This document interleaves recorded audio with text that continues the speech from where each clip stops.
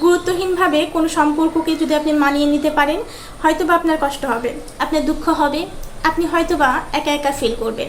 আপনার মনে হবে আপনি একজন শূন্য মানুষ, আপনার আগে পিছনে কেউ নেই। আপনার মনে হবে যে আপনি হয়তোবা সব কিছু শেষ করে ফেলেছেন নিজের জীবনে, আপনার আর উঠে দাঁড়ানোর কোনো শক্তি নেই। আপনার খারাপ লাগার কোনো কিছু এগুলো কারোর সাথে শেয়ার করতে পারবেন না, কেউ বুঝবে না, কারোর সাথে আপনি নিজের সঙ্গগুলোকে উপলব্ধি করতে পারবেন না। কিন্তু সেই সময় একটি বেনিফিট আপনার জন্য থাকবে। যে কোনো কিছুর একটা বেনিফিট থাকে, ঠিক সেটা ভালো হতে পারে বা খারাপ হতে পারে। এটার বেনিফিট হচ্ছে সবসময়ের জন্য ভালো। আপনি আপনার নিজেকে নতুনভাবে আবিষ্কার করবেন, আপনার নিজের সত্তার মধ্যে নতুন আরেকটা সত্তার সৃষ্টি হবে। সেই সত্তা আপনাকে জানিয়ে দেবে পৃথিবীতে যতই কষ্টকর কোনো কিছু আসুক না কেন, আপনাকে কেউ দুমড়ে মুচড়ে শেষ করে দিতে পারবে না।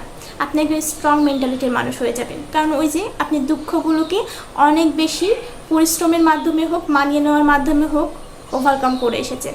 সো পৃথিবীতে শক্তিশালী ওয়ার্ডগুলোর মধ্যে কিন্তু ওভারকাম একটা বিষয়, কারণ সবাই কিন্তু সব কিছু থেকে ওভারকাম করতে পারে না।